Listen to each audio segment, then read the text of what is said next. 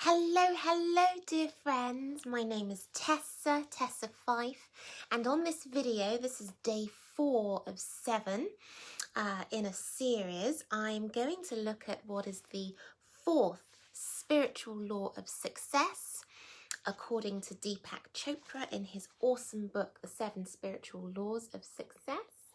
And the 4th spiritual law of success is the law of least effort. The law of least effort.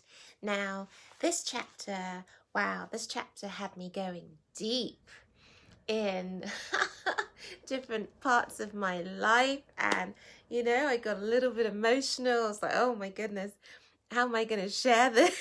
How am I going to share this on a video? But anyway, like I say, I'm not an expert. I'm just reading this book and I've decided to share it as I go along. So the law of least effort is law number 4, out of 7. And this is so powerful. I think this is really, really powerful. Again, the language was just so beautiful. Hello, Maria. You found me doing my lives. You're most welcome, darling. Mwah. This is the book I've been reading, and I've just been sharing it as I go along. So the law of least effort. What does that mean? Okay, honestly, this thing is going to blow your mind because it really did for me. So basically, it's saying that nature, we should align ourselves with the way that nature works. And in nature, the grass grows, without any major effort, it just grows. The plants grow, the rain falls. Oh, thank you for the likes, my dear. All of these things happen, and the principle behind it is having harmony, having love. Hello, my dear. Having harmony, having love, and having joy. These are all principles that we bring into our lives to get the law of least effort. So Deepak Chopra says, nature's intelligence functions with effortless ease, with carefreeness, with harmony, and with love. And when we can harness the forces of harmony, joy, and love, we create success and good fortune with ease. Yeah? Hi, Mfon. How are you doing, my dear? Nice to see you. So let me just highlight a few things, and then we'll come to the 3 tips that he always gives at the end of the chapter on how you can bring that law into your life. Yeah? So a couple of things that I really loved, apart from the fact that it said harmony, love, and joy, and I'm thinking, wow, this law is for me. Because I love that. I love that. That's how I try to live my life, But he says that this law is also known as the law of do less and accomplish more. Okay, so please don't misunderstand me. This isn't about not working, not trying, not doing your best. No, but it's about a bigger law where basically you are aligning yourself with human nature. Okay, bear with me, we'll go in a little bit deeper. So he says least effort is expended when your actions are motivated by love. Yeah, so when we're trying to do things not for ourselves, so if we are trying to struggle, we're trying to get power and we're trying to control other people, Deepak says that actually you're just wasting your energy. You're wasting a lot of your energy when you seek money for only personal gain, that you're cutting off all the flow of energy that's coming from the universe to yourself. Yeah, and you're interfering with that flow that's coming to you. But when your actions are motivated by love, this is the bit that I like, your energy multiplies, your energy just accumulates. And also he says that that surplus energy that you gather when you're acting from the heart you can then channel it into all the things that you want to bring into your life. And he says, including unlimited wealth. Yeah. So the law of least effort, aligning with nature, doing things from the heart out of love and not because of power, because you want to control. Are you with me? Okay. A couple more points that I highlighted. You see how I just highlight everything? The book is so good. I've just been highlighting everything. Hi, Musarat. Nice to see you. I'll give you a wave. Okay, so the next thing he said that think of your body as a device for storing energy. When you store, you're generating energy, you're storing energy, and you're using energy. He says, when you understand that, hi Sean, I'll give you a wave. When you understand that, then you can really start to create goodness in your life. You can really start to create wealth, right? So think of your body as generating energy, storing energy, and using energy in a good way, okay? When you're doing things just because of the ego and because you want to feel puffed up and because you want to be right, you know, and you want to have power over someone and you want to control someone, when you're doing things just for that reason, actually, he says that you are using so much energy, like too much energy, and actually you're wasting it because it's not good energy. It's so interesting. He then says, you know, when you focus, instead of focusing on the ego that's consuming a lot of energy and you're wasting your energy, when you focus inside of yourself, he says, when you focus on your spirit, okay, when you focus on your spirit, when you focus on your true nature, then it's like you are immune to criticism. Doesn't matter what people say, it's not going to touch you. And actually, you are unfearful of challenges. It doesn't matter what anyone has to say because that's not why you're doing it. You're not doing it for them. You're doing it for your spirit, and your motivation is love. Yeah. And he says that, oh my goodness, that just creates all of these waves of energy that come to you. And he says it's all for us to experience affluence and it's for us to develop. Yeah, I told you it was blowing my mind. Okay, so we're getting to the 3 points now, okay? For those of you just joining, this is the book we're talking about by Deepak Chopra. So there are 3 parts to the 4th spiritual law, which is the law of least effort. And don't be fooled by the words because they might confuse you. The first is acceptance. Acceptance. The second, I'll come back to that. The second is responsibility. So acceptance, responsibility. And the third one, very interestingly enough, he calls defenselessness. It's not a weak word because I'll talk about it in a minute. Defenselessness. So acceptance, responsibility, and defenselessness. And these are how you bring this law of least effort into your life, right? So very quickly, I'll touch on each of them. So when he says acceptance, he says that actually he's talking about what's going on in the moment. And this is the bit that was like, push. He says that everything that's happening in this moment is what's meant to be. Yeah? So when you accept what's happening in the moment, you don't resist it, you don't fight against it.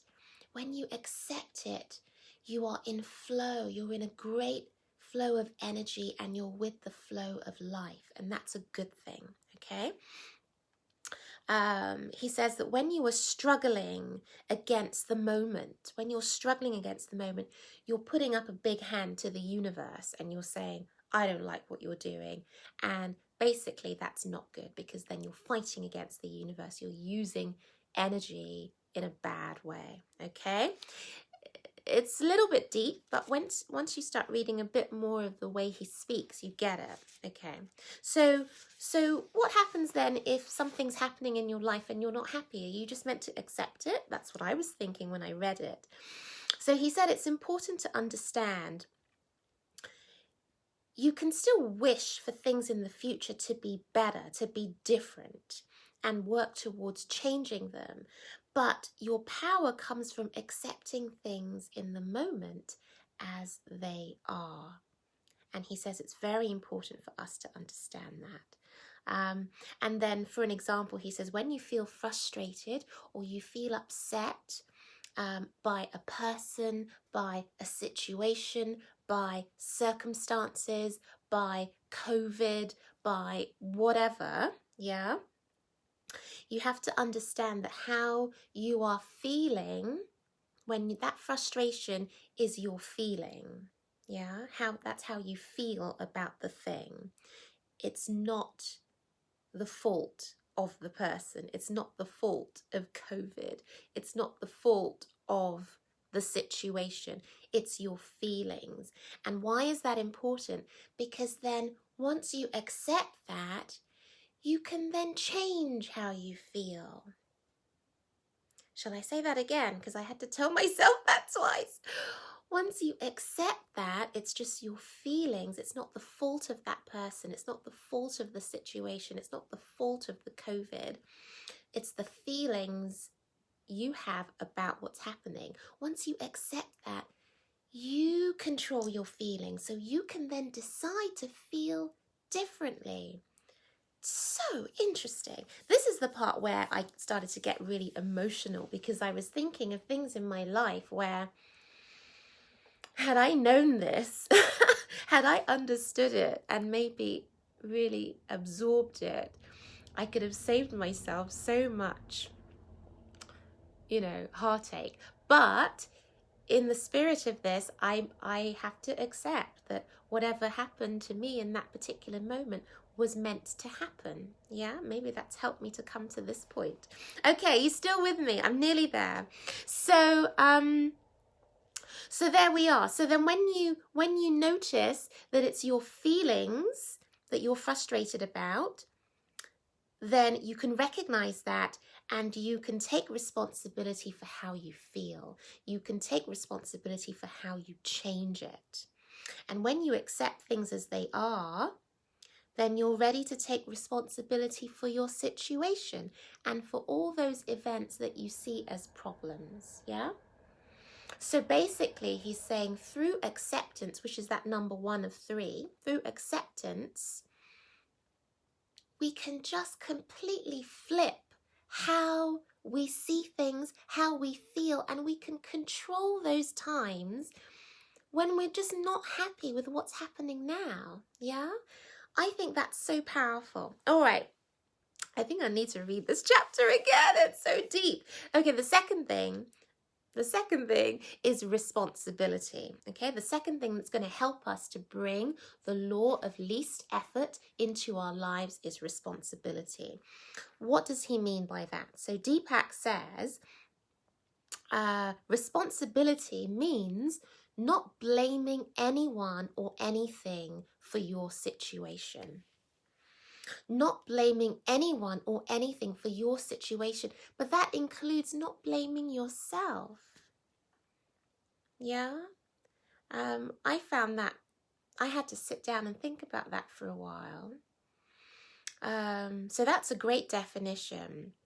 And he says, when you accept this problem or this thing, and you accept responsibility, it means that you then have a creative response to the situation as it's happening now. And this is where I think it just blew my mind completely and I didn't even know what to say. I wanted to cry. But he basically says, look, every time you're in a situation that you don't like, that you're not happy with, that is an opportunity. Inside of that, he calls it the seeds of opportunity. So in every situation you're in and you're not happy with it, there is a seed of opportunity in there. And he says, if there is any person that is creating a situation that, and you think, why do I have to deal with this person?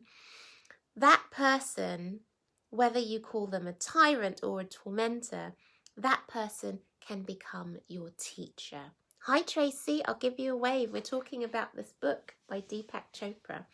So this was huge, right? This is just massive. So even if this is the only thing you take away, it blew my mind. In any situation that's happening now and you're not happy with it, you're frustrated, there are seeds of opportunity in that situation. If there's a person you're dealing with, they're just driving you crazy, but you're having to deal with them, that person can become your teacher in that moment, yeah? So this is why he says, any moment that's happening in your life, the present moment, is exactly as it's meant to be. Whether we like it or not, doesn't matter. It is exactly how it's meant to be. So we need to try and, if we can, look at that and think, what am I learning from this situation? I may not like it right now, but I'm accepting it. I'm, taking responsibility. I'm not apportioning blame, but I'm looking for the seeds of opportunity, and I'm looking for difficult people getting under my skin as teachers. It's deep, right? Okay. So the last point, guys, this is the third thing that he says we can use to bring the law of least effort into our lives. And he calls it defenselessness. Now, at first, when you hear that word, you think, oh, it's weak. What does he mean?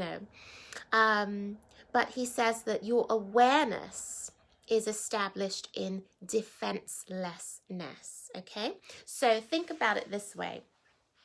Once upon a time, I used to be a very argumentative person. And I used to love getting into arguments. I would love it, love it, love it. And, I would exhaust my family members because I would have to have the last word. I'd have to get in there and bring in another argument. Hi, James. So he gives an example of that kind of person in the book. And he says, if you are spending all of your energy trying to convince, trying to persuade people, trying to show them your point of view, it's just wasted energy. It's wasted energy. So he says, just relinquish, he says, get rid of that need to defend your point of view. That was one thing. He then compared us to trees. He says, look, think of yourself like this. You don't want to be a tall oak tree that is completely rigid when there's a storm, because it's more likely that parts of you will snap and break. Yeah? He says instead, you want to be flexible like a reed. Yeah? You want to be flexible, so when the storm comes, you can bend, you can adapt, you can survive. So that's what he means by defenselessness, not going at it using all of your energy to defend your point of view or getting your view across, rather being like the reed instead of the rigid oak tree. I don't know if that helps you, but I think visually, and I read books visually, so that was great for me. So if you have no point to defend, then really you're not even allowing the beginning of an argument, because if it doesn't really matter to you anymore, you've let it go. It doesn't matter to you anymore whether or not you need to get your point across, or you must have the final word, or anything like that. When you let it go and you try to do this consistently, he says that you stop fighting, you stop resisting, and you just fully experience the present moment. And he said that that's when you just open up the floodgates of abundance and good energy flowing to you because you're completely in the present and it's a gift. I'm listening to myself talking to you and I sound woo woo woo, but honestly it's what he says in the book. It's brilliant and it made so much sense to me, you know.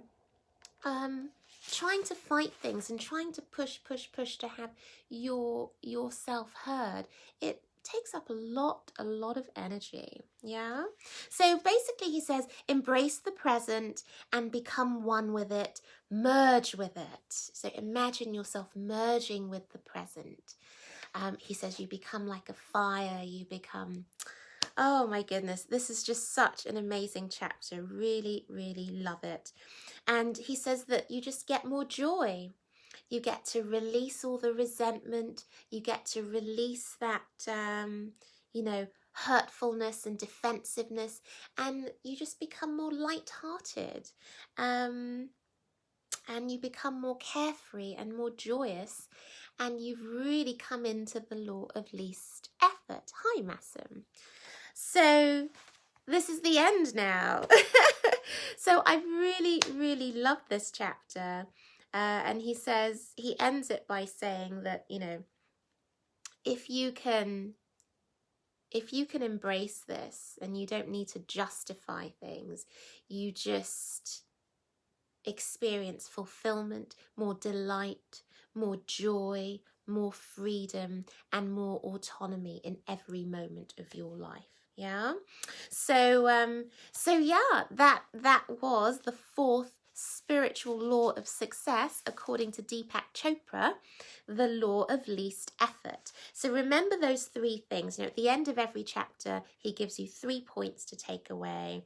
And he says practicing acceptance. Yeah. So just accepting that the moment that I'm in right now is the moment that is meant to be. Okay, and just accepting it and not struggling against the whole universe. Number 2, responsibility. So just taking responsibility for your situation. And remembering that taking responsibility means that you're not blaming anyone, not even yourself. Okay, and you're seeing the seeds of opportunity in things that you don't like and in people who are maybe getting under your skin. You see them as a bit of a teacher. And lastly, he says, remember defenselessness. Yeah. And this is kind of like the superpower of them all. There's no need to always wanting to convince and persuade people of your point of view. It takes up so much energy. And it makes you very rigid. Right, guys, I went on far longer than I planned, but I loved reading this. And the fact that I started to get a bit emotional halfway through and thinking of, you know, things that have happened to me over the last 2-3 years that I didn't like or I didn't welcome. And I was trying to fight against it. And I now see that, oh my goodness, that's really not the way to go. It really is about acceptance. So I hope you found this of value. Join me tomorrow. I'm now going to go on to the 5th chapter. There are only 7 chapters, so it's nearly finished. The 5th chapter, which is the 5th spiritual law of success, which is called the law of intention and desire. I've got so fired up today. I won't touch that tonight. I'll start tomorrow. So everyone, thank you so much for joining me live. I appreciate you all. My name is Tessa Fife. I'm sending you my light and my love. Have a wonderful evening and go practice the law of least effort. And if you can, join me tomorrow evening and we'll look at the 5th spiritual law of success. Okay, bye.